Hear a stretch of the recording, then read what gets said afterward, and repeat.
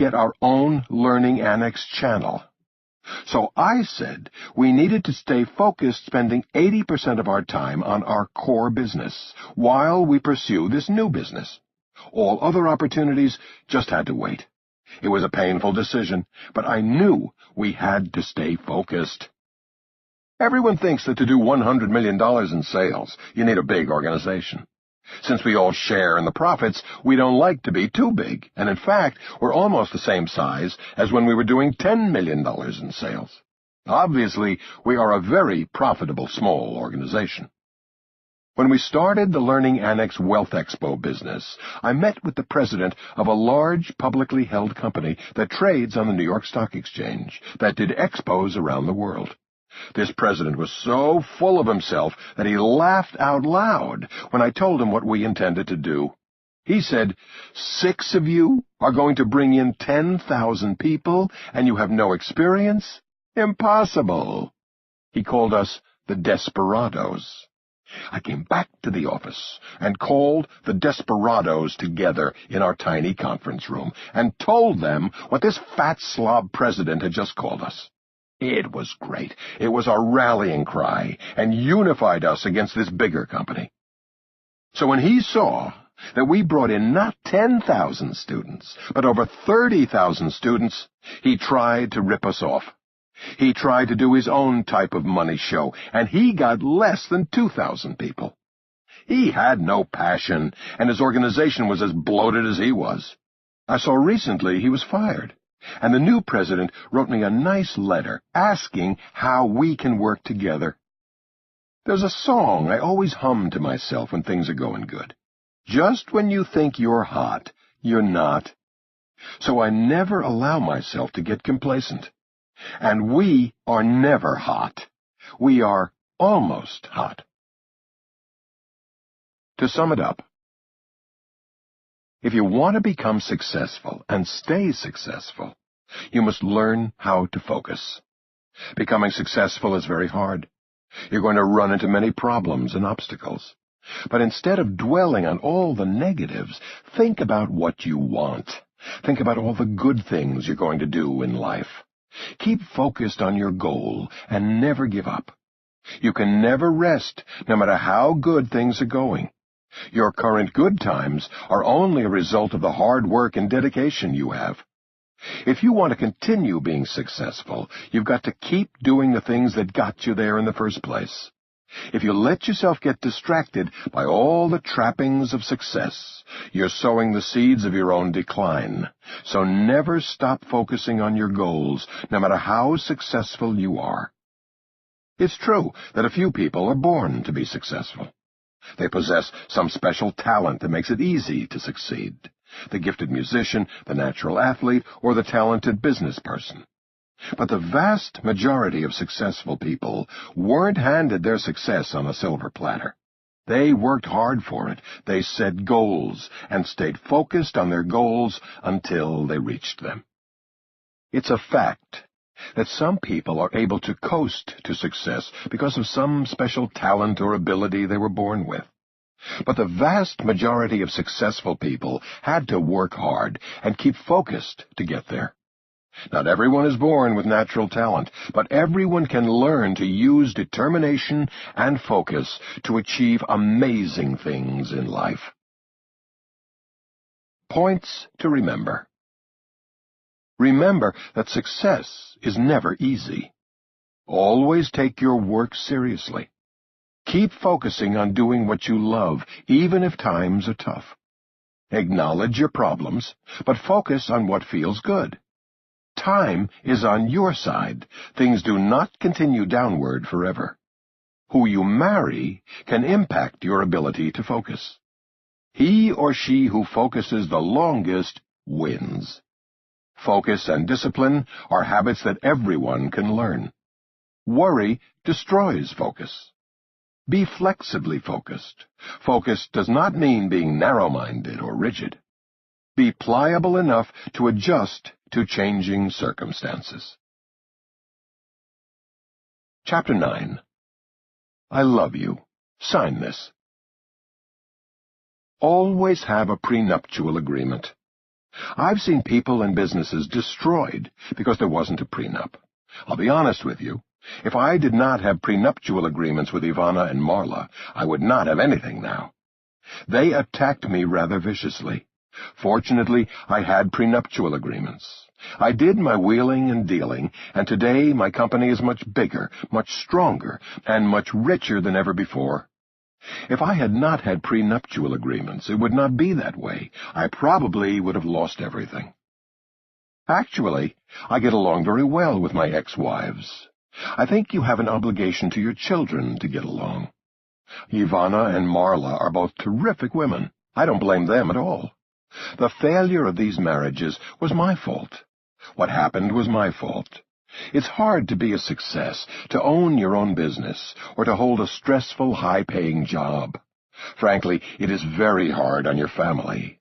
Ivana and Marla were both great, but they could not compete with my business. Business is so all-encompassing to me. I love it. I leave home early in the morning. I come home late at night. I didn't see my ex-wives as often as they deserved. Now, when you get married, you think you're in love. Nobody thinks, I'm getting married, but I know I'm going to get divorced. I know you are in love, but do not let it cloud your judgment. The reality is that 58% of marriages end up in divorce.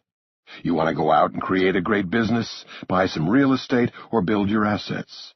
You can't do that knowing that 58% of the time people get divorced. If you get married without a prenup, there is a 58% chance you will get a divorce and lose everything, even if you were madly in love when you got married in the first place. As one divorce lawyer put it, made in heaven, settled in court. It's sad and ugly, but true. Now, I've seen bad deals and bad partnerships. I've seen lots of business deals in litigation, and litigation is not nice. There's nothing worse than a man and a woman that are fighting, especially when they're fighting over their assets, their children, their business, their home, their cars, and everything else. It's terrible.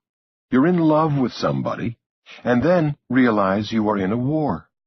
The battle is so intense, far more intense than it gets in a business transaction. There's nothing more vicious than a man or a woman going through a divorce. It's pure hell, like nothing I have ever seen. You need a prenuptial agreement. You need certainty. As a businessman, I've seen a lot of terrible litigation. Deals go bad, partnerships break up, and all hell breaks loose. People fight brutally over deals and property. It's nothing compared to the fight between a man and a woman who used to be in love, and sometimes still are. The hatred is more intense than any business litigation I've ever seen. Love blinds most couples to the truth, and they refuse to face the fact that something bad could happen between them. It takes an exceptional couple to face up to this harsh reality and sign a prenuptial agreement. If you're planning to get married, be the exception. It's just stupid not to protect yourself from the living hell you will very likely have to go through if you don't have one. You always need a prenuptial agreement. Sometimes things get way out of control. I know a couple of cases where one spouse did absolutely nothing, and the other spouse worked 18 hours a day for years. In the end, the spouse that did nothing sues for all the money, hundreds of millions of dollars. I say, give me a break. This friend of mine is the toughest guy I know, but he's a schmuck when it comes to women. When this guy walks down the street, other men cross to the other side of the street. He's just a rough guy. A woman who is 5'4" can wrap him around her finger like a rubber band. He's been married 4 times, and he never had a prenup. Every time he got divorced, he settled for $50 million. He has divorced 4 different women, and he paid $50 million to each one of them. It was always the same amount. Last year, he called me, and he told me, "Donald, I want to tell you something. I met the most unbelievable woman, and we're getting married." I said, "Are you going to get a prenuptial agreement?" He said, "I don't think I'll need one, Donald. This woman is fantastic. She's the love of my life." I said, "That's what you told me 4 times already." He said, "No, this is different." I said, "Where'd you meet her?" He said, "In Las Vegas. She's a showgirl." He is a brutal killer, a business genius, an absolute animal who rips people apart, but when it comes to women, he is an absolute idiot. I said, "You have 0 chance of this marriage lasting." I was even more sure of it after I met the woman, and she came after me. She was chasing after me, and he thinks she is this great woman, the love of his life, who will be married to him till death do they part. What a joke. She found me more attractive than him, and he's telling me what a great marriage he has. He's in for trouble because he does not have a prenup. You need to have a prenuptial agreement. I call it a certainty agreement. It gives you certainty. If you're building a business, you need a certainty agreement to define who gets what if you split. Look at Paul McCartney, the poor bastard. This ex-Beatle is one of the greatest musical stars of our time. He has sold millions and millions of recordings and became a millionaire many times over. Supposedly, he's worth $1.5 billion. Then his wife Linda died of breast cancer, and he married Heather Mills. Who ever heard of Heather Mills? Some people said she was a nude model in the 80s and worked for an escort service. Who knows the truth? The point is, she was nobody. Now that she's been on Dancing with the Stars, she's better known. If she had not married Paul McCartney, she would still be a nobody. I remember watching Larry King before Paul and Heather were married. Larry King said, "Sir Paul, are you going to have a prenuptial agreement?" He said, "I'd never have one, Larry. I don't want one, because we're deeply in love, and I don't want one." I thought, what a mistake. This guy's a schmuck. I heard that Heather even offered to sign a prenuptial agreement, and he turned it down. Sure as hell, she made his life miserable for 3 years, then sued him for $400 million. I think she got $60 million, plus his home in St.